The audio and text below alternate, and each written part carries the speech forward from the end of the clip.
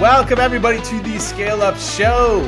I got a very special guest today. I have Arjun Lal. He is the co-founder of Rocket and the co-founder and CEO of HireFlow, and he helps startups grow their teams. So one of the cool things is he's got some amazing things. Arjun, you've done some amazing things, man. You're at SurveyMonkey, had a company that you sold to them. You're at Zynga, which for those of you who don't know, that's Farmville. Did some crazy things there. So I'm really excited to dig into your story, man. Happy to have you on the show. Yeah, I'm excited to be here, Ryan. Yeah. So it was cool getting a chance to catch up with you a little bit before we went live. And so, why don't you give the listener, kind of a little backdrop, man, on where you're at today, what you have, kind of what's the status? I know you guys are mid to high seven figures for Rocket and HireFlow. So talk to us a little bit about that, man. Where are you at today and what's kind of going on? Love to share that with you. Yeah, thanks for asking, Ryan. So, like you said, I'm kind of straddling between two products. It's really one company, but we have two sides to the business. Rocket is the company that I started with my co-founders almost 5 years ago now, and we're about 55 people, and we are still growing rapidly. More or less, our business is built around combining some really interesting technology to help companies better identify candidates that are a good fit for them, along with a team of stellar recruiters that can really bring things full circle. And, our belief is that you're not going to just find your next job because some computer says so. It's not like a logic problem. You can't break a person down into some numbers.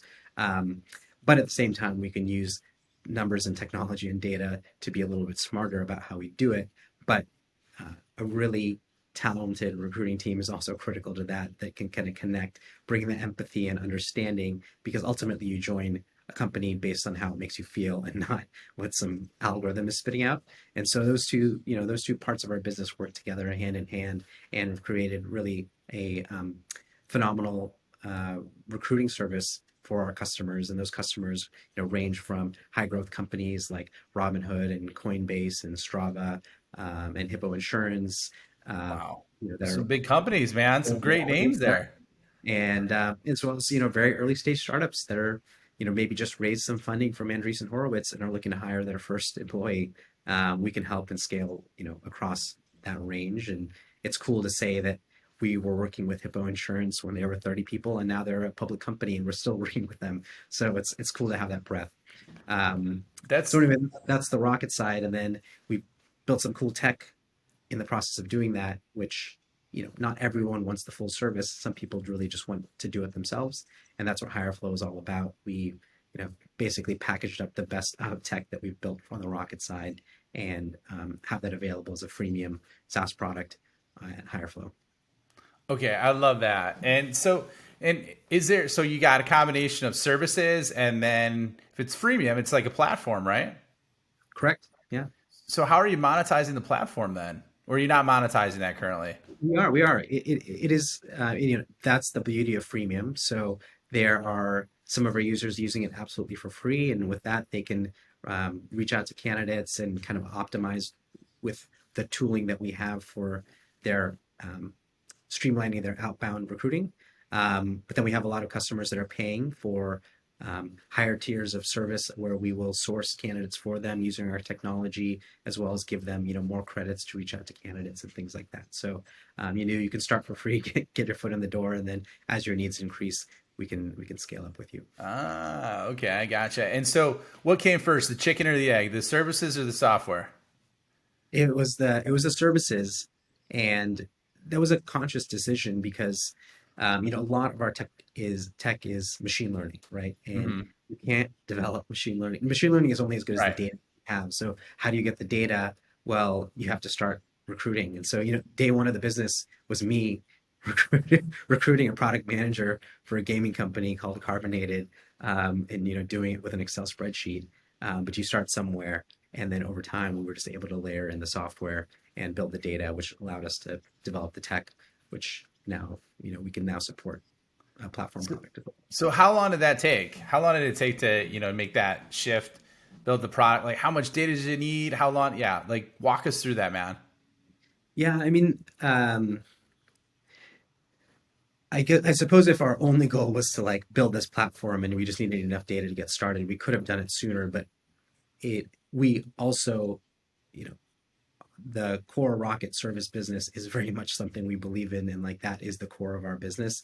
So I don't want to say that it was not just a stepping stone. So our first goal was to get Rocket propped up in like in a stable Right. position, actually start to like put two coals in the fire at the same time.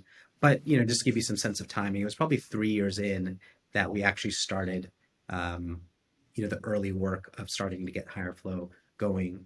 So, and that was, roughly 2 years ago now. Um, and we were poised to launch in 2020, and were it not for COVID and a lot of, me kind of Hmm. back to sales just to kind of keep the company afloat, we would have launched it then, but we really ended up launching in 2021, um, just to get things stabilized during the COVID time. So, threw off our timing a little bit, but hopefully that gives you a sense. Okay, yeah, no. So team of about 55, high seven figures, mid to high seven figures. You got the services, you got the platform. Okay. How did you get here, man? What happened? What happened prior? I mean, dude, you're working at some amazing companies. You were throwing out some staggering numbers, which we're going to get into, which I can't wait for people to hear. So Yeah, what? Yeah. So walk us through that, man. I mean, I know you started way back on something that's near and dear in my heart on the fantasy side, and I don't mean like cosplay fantasy. I'm talking like fantasy sports. But talk about that a little bit, man. That was like one of your first gigs. totally. Well, yeah, I think, Rocket slash Higher Flow it's the fourth company that I founded. So I definitely have caught the bug, caught the bug hard, I guess.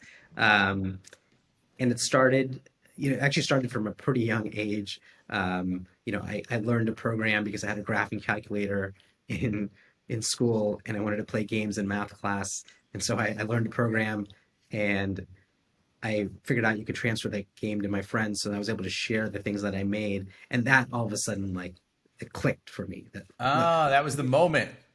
out of nothing, and now other people can enjoy it, and like that was the coolest thing. We're like really connected the loop, and Yeah. I didn't need anything but time and my energy, and I could kind of in theory build whatever, and I was interested in, and I've been interested in games from a young age, so that kind of drove my passion and interest in learning how to program.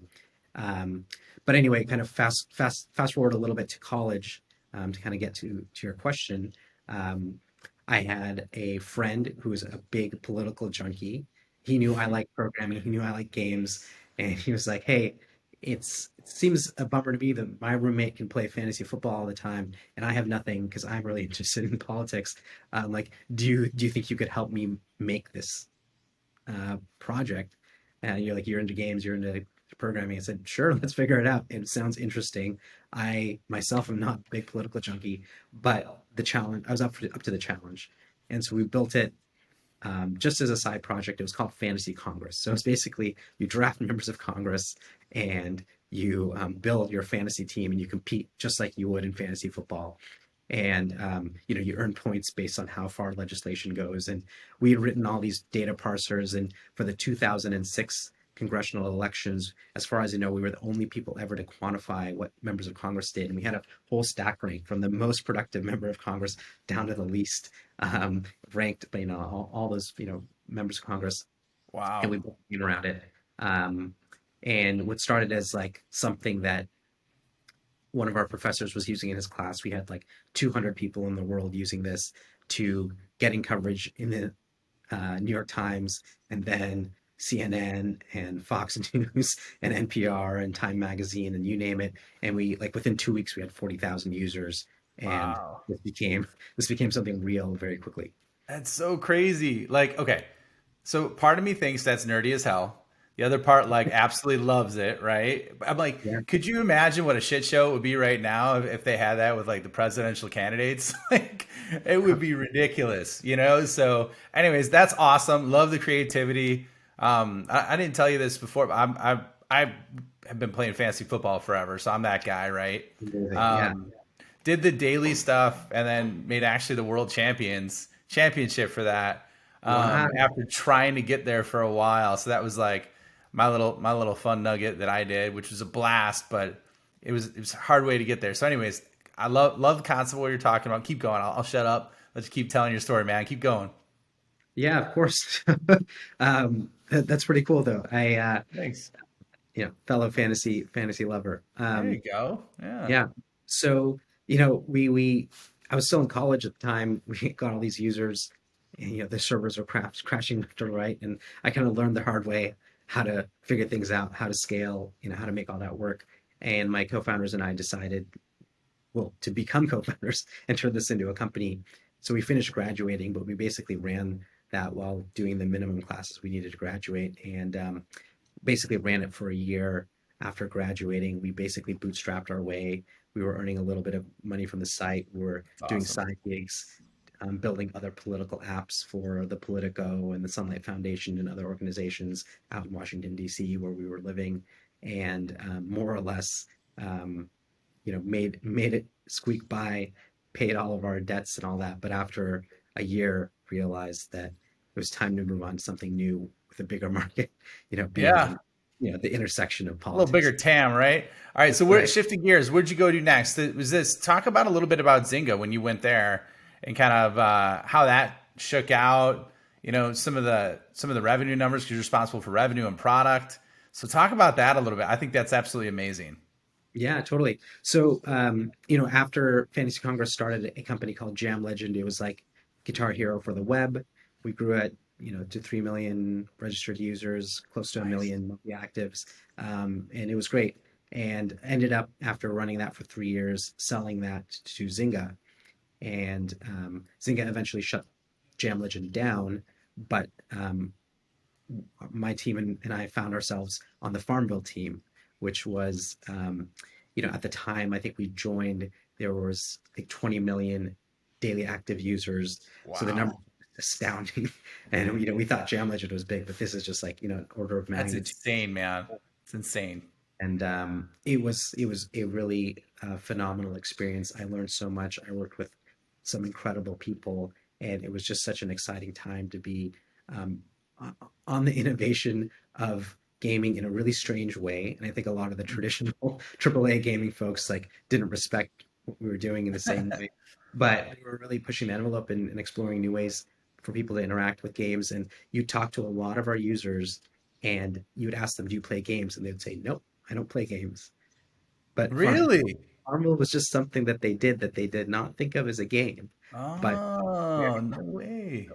the way we thought of it as a game. Um, and so we just had massive reach. We basically brought people into gaming that had never played games before. And I think casual games that have come after, like Candy Crush and others, have done that as well. But we definitely were at the forefront of really expanding the definition of what it means to play a game. And so how much revenue did they pull in while you were there? At one point while I was there, we hit the milestone of $1 billion in lifetime revenue for the A product. billion dollars. That's so crazy, man. So, and we were talking before about how cool it is. Like you could just add a product or you could just add a feature and people would it just slap on another seven figures instantly. I mean, it's just insane. It's probably what it's like with Roblox right now. My kids play that all the time. Yeah, Um, so okay, so shifting gears. Okay, so that's awesome. Absolutely cool that you did that. And then you built another company and then you sold it to Survey Monkey, right? right. That's right. So talk So about that a little bit. yeah, I was at Zynga. I love making games. I kind of always aspired and dreamed to do that. I was doing that, but as a business, it was tough because Farmville was massively successful, but we launched a lot of other games that weren't nearly as successful. And I saw all the time and energy and how well made those games were, but the market just didn't take. And I realized it, being in the business of making games is not something I was excited about doing, given that you could do all that and It's like still, boom or bust, right? You could that's right. you could Very spend. Oh You could say the yeah. same about any startup, but it felt particularly so where understanding consumers is just very difficult. So I decided instead to build something that maybe be more in service of the gaming industry. And so with some folks that I met at Zynga and worked with at Zynga, um, we started a company called Renzu when we were in the competitive mobile intelligence space, but we could help game developers understand um, how much their games were played versus their competitors, and whether people playing their games were playing the competitors' games, and how often they were playing, and all sorts of cool stats, so they could kind of spot the new hits before they became big and understand the market. And but before we actually even launched that product, we built all the systems, we had all the data, but we were just about you know just a year into the company, and we sold it to SurveyMonkey. They got wind of what we were doing, and Dave Goldberg, who was the CEO at the time, really believed in that and what we were up to, and so they approached us with an acquisition that came well before we were ever expecting, but we were really lucky to join forces and build that product out as SurveyMonkey Intelligence after the acquisition closed. Okay, so let me stop you there, man, because I know we're gonna get back to present, but the question I have for you is, it sounds like everything went smooth. Was there any times where you like totally bottomed out, it absolutely sucked, and things weren't going your way? I've been very lucky, but yes, absolutely. I think, like, look, if you look at the broad arc, it's all paints a rosy picture. And I would say I've been really fortunate in that. And I think just in, again, luck is, I think, a lot to do with it. But, within all the things I've mentioned, Jam Legend, yes, we sold to Zynga. But before we sold to Zynga, we tried to make a Facebook game because that's where it seemed like the real numbers were. And that game fell flat on its face. It did nothing. Really? Okay. Utter dud and a failure. And look, if we had made that work, maybe we could have had a game that was like really big as well, and like maybe never have wanted to sell this thing because we could have been sitting alongside them. But that didn't happen. Um, so there's definitely there's products that have hit success, but I've made many more products than all the ones that I've mentioned, and Like how many? or failures. I guess I just probably, I mean, if you don't even count all the stuff I did before Fantasy Congress, like even after Fantasy Congress, we did like three products within Fantasy Congress, and like again, only one of them was really successful. In Jam Wow. Legend, Okay. I did two. At Zynga, I incubated some stuff even after Farmville that were ultimately not successful. So I've seen a lot of failure with products and things that I've built. Um, but I've also been lucky that some have really taken. So what did you have like as a multiple founder and had all these different adventures, these ups, these downs? Like, what did you have to believe to keep going and to like finally break through? Yeah, I mean it's weird. I think something that I I think is maybe unique to the way I'm built. Maybe it's playing video games growing up where you try to beat a level and you'd fail, and you try to beat Yep. it, fail and fail and fail and fail, and like you just have more lives and you just keep trying. But the video games condition you that there is always a win condition, there is always a win state. And it's not like that in real life, but I think I'm conditioned to believe there's Okay. always a state, and like it doesn't matter if I fail, if I learn and do it better the next time, then we can get there and I can beat the level. And so I think there is some amount of like persistence, and I don't fear failure, and there may be something dangerous in that, which is sometimes fear can be a good motivator. I don't think it's there for me, so will just forge ahead and not worry too much about what failure looks like. And again, I feel fortunate that I've always been able to provide for myself and my family, and like have a roof over my head and food to feed me, and like my parents' house to retreat back to if I really needed to. Which when you think about it, like when you have the base needs met, then it allowed me to take the risks that I could to just keep pushing forward. That's so true, man. That's so true. And you seem like cool as a cucumber and totally even keel. So, all right, we'll walk us through to kind of where you're at right now. And, you have Rocket and Co. And then you got Higher Flow that you created after, right? Once you started to get the services engine rolling. How did you do that? So like the early days, because you're doing well. I mean, there's a lot of companies that never get past 1 million in revenue. Your highest seven figures, mid to high seven figures. I mean, that's amazing. And so how did you do that? Like what kind of revenue engine did you create to make that a reality? Yeah. Look, I actually don't think there's anything too magic there, but I think it was intentional in how we started the business. And there's I was recently reading an article from Bloomberg Beta, their venture capital arm, and one of their partners was talking about the concept of a hot swap startup, which is basically you take an existing business model and an interface in the way that customers are used to interacting with something, and you swap it out with your new startup. As far as the business is concerned, it's the same thing, but what's happening underneath the hood could be very different. So, we're in recruiting. So we decided not to reinvent the model. There are a lot of companies and platforms out there trying to try something new and like have the candidates like say what the salary they want, and then the other people, the companies will bid for them.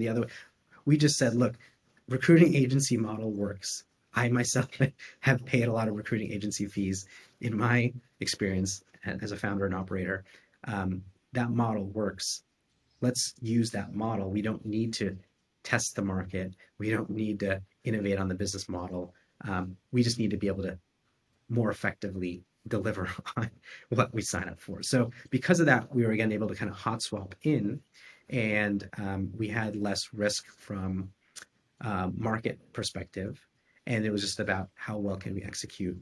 And the big X factor that we really brought in was, can technology actually make a difference? And that was our hypothesis that it would. And we were lucky enough to prove that yes, it can make a difference, and it does. But from kind of just getting, we had revenue from, I wouldn't say day one, but effectively, a few months before we made our first revenue.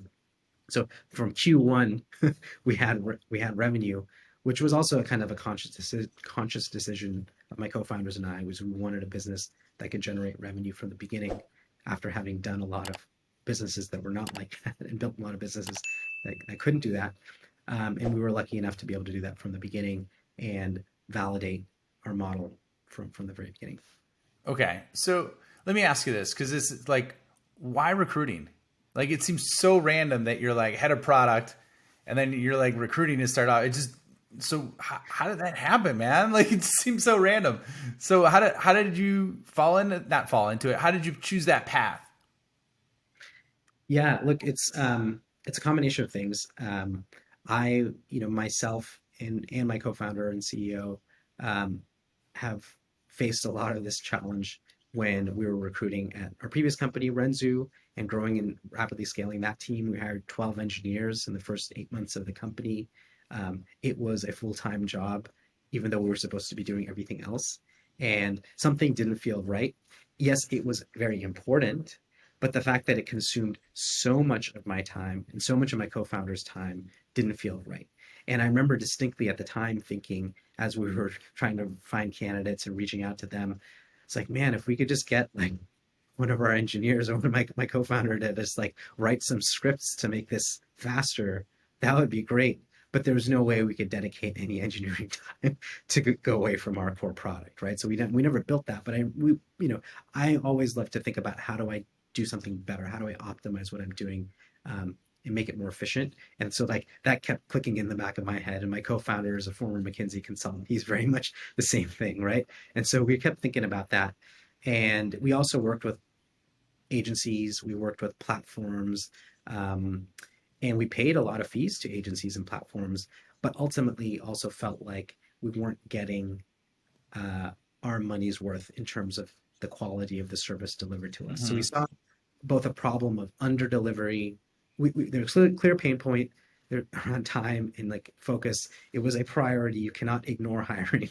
There Right. are Yeah. dollars spent there, but the current players weren't doing it. And so for us, it just felt like all those things lined up. We felt passionate about it. My co-founder in business school had tried creating a recruiting matching startup. Like, he's been passionate about it for a long time, and kind of Okay. everything lined up to say like, let's go after this space. And again, we're the foolish folks that don't have a background in recruiting that have come in to say like, let's do it better. But we brought along our managing director, who had a recruiting business for 10 years before joining us, to kind of help us bridge the gap there. I mean, that's so simple and elegant. I love it. You just it's a problem you had, and massively under deliver. When they did, it was kind of crappy, right? Was very good. And I've been through that experience, so I know exactly what you're talking about. So, how do you create revenue? Are you leveraging a sales go to market motion, marketing? And I know it's kind of different because you got the freemium model, so it's more probably product led, I would assume on that side. But like, yeah, what's your revenue strategy? How do you guys set that up, and then how does that work?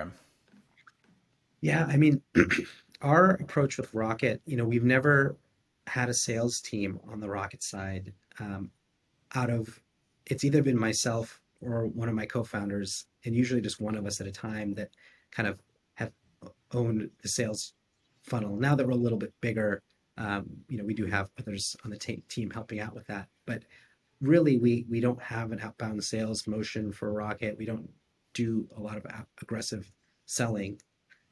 We have some amazing partnerships with a lot of top tier venture capitalists that Mm-hmm. we're well aligned in that we can help companies hire, and that's often the biggest problem after they've deployed 5 million, $10 million into a company.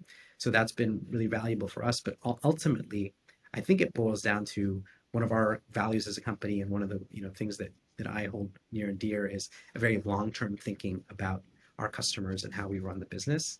And ultimately, if we can deliver high quality work for our customers and make sure they're satisfied and think long term, it's okay. We'll refund the fee today to make sure that things are right, because we know in the long term that will create the foundation of a long term partnership.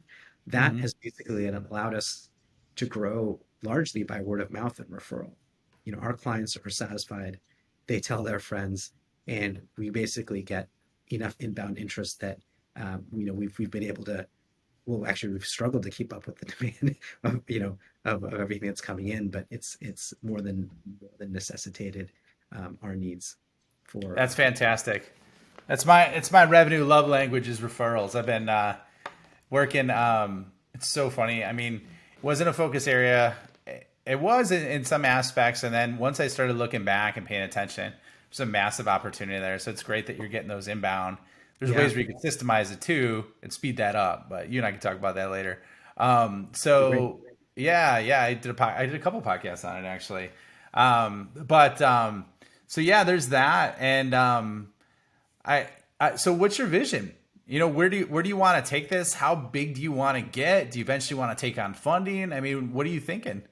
Yeah, so we have taken on funding. We were very fortunate to have some amazing investors and backers really from day one.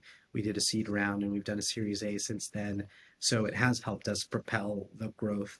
And even though we have revenue from day one, we didn't have to run it entirely bootstrapped and could take some more risks. But the way we view it is, even just the core services area, there's the Ronstads, the Adecos, the Robert Halfs of the world, Yeah. billion-dollar companies out there in the recruiting space that are doing this, um, and they're not adapting with the times, not utilizing the technology as well as they should. Um, those are very much our targets that we're going to be sitting alongside them, and these businesses aren't built overnight, but you build the right trajectory, you build the right foundation, and we're well on our way there. So that's how we view that. But the cool thing is we have a multi-pronged effort with our company, and so HireFlow presents its own growth opportunities on a kind of more SaaS platform side of things, so we can expand and grow beyond just the companies that can afford kind of a services offering to really anyone that's hiring, and really expand our market share even further. So I think with those two um, products running in parallel, I'm really excited about the potential. Yeah. It's a truly, I think you're the first guest that I've had on the show that has that kind of services platform combo. So I think it's really cool. So if everything goes well, you wave a magic wand 3 years from now, what's your revenue? I mean, yeah, we could be 50 million. Like, things go really well. Like, I don't see this slowing down anytime soon, absent black swan events in the Yeah, economy. right. Yeah. That's awesome. So super excited for you on that. We're getting close on time. I guess like so. Why don't we do fast fire and then we'll round it out. So, who is your favorite founder or CEO that you follow right now? Hmm. Good question. Um, I don't know if I have. a single CEO that I look up to really strongly, um, I would say lately I've been really interested in following Andy Raskin on LinkedIn and his whole approach around strategic um, strategic marketing and branding um, and just kind of getting insights on like how he talks to some of the CEOs he coaches and just kind of getting to like kind of be a fly on the wall in some of that. So I've thought that's been pretty interesting. That's excellent. Yeah. Okay. So what advice would you give your 20-year-old self that you know now? Hmm. I think I would probably say to make fewer assumptions, in particular, fewer assumptions about what others are doing and thinking. And a great example of that would just be kind of related is assuming what your users need or want, right? Mm. And really, I should have been out there earlier in my career talking to users, understanding them, really checking the assumptions or just not having the assumptions to begin with and like, building what I know to be true by establishing that. But I think more and more, whether it's a user, whether it's a teammate, whether it's a partner, not making the assumption and kind of figuring it out and hearing it from them has made a big difference. Yeah, that's such great advice, and it's so often overlooked with products. So I think that's amazing advice. And then last but not least, what's your favorite book you've read over the last 2 years? Well, this was one that is uh, well, there's a few that come to mind. There's one book that is not related to startups or technology at all, but has had a profound effect on my life. And it's called The South Asian Health Solution by Ronesh Sinha. And What? What's that it was about? to me by someone that's not even Indian, but obviously is targeted towards the Indian community. But it's completely changed my relationship about how I think about what I eat, what is healthy, like how I live my life. And like I honestly feel better than I ever have because of what I've learned in this book. And I've given it away to I think like 20 people. um, Wow. and it's been really impactful for a lot of them as well. But I think for the first time in my life, I've struggled with high cholesterol and other things that like, you know, uh, are not ideal. And I feel like I actually mechanically now understand what happens in my body and why making certain behavior changes um, actually make a difference. And that's been a huge difference. So that's been Wow. super important. Well, that's and high level. What kind of eating is it? Just so Yeah, I we mean, know. less it's low carb Okay. eating, and it's Okay. a like I'm more or less a keto most of the time, but he's doesn't he's not in the book. It doesn't say you need to go that far, but it's just like being conscious of your carb intake and what type of carbs and how you think about that. Obviously, vegetables I'll eat as many as I can, but processed flour and Oh sugar yeah. that I'll probably try to avoid. Okay. Um, so yeah. That's great advice. Okay. And so where can people find you? Where can they learn about more about Rocket and Co. or Higher Flow? Yeah, so our website for Rocket is getrocket.com and Hireflow is hireflow.ai. And if you reach out via either website and let them know you heard me on the podcast, we'll be more than happy to offer you a special offer as a Nice. yes. Little friend of the family discount, special offer. I love it, Arjun. All right. Well, hey, it was awesome having you on the show. I just love your demeanor. You're so chill and just like go with the flow and like you have failures and it doesn't even seem like it hits you that bad. So way to power through, man. You've done some amazing things in your career and really excited to see you guys get to that 50 million mark in another 3 years or so. We'll have you back on the show back then. That'd be amazing. Let's make it happen. All right, Arjun. We'll All see you. right. Thanks, Ryan.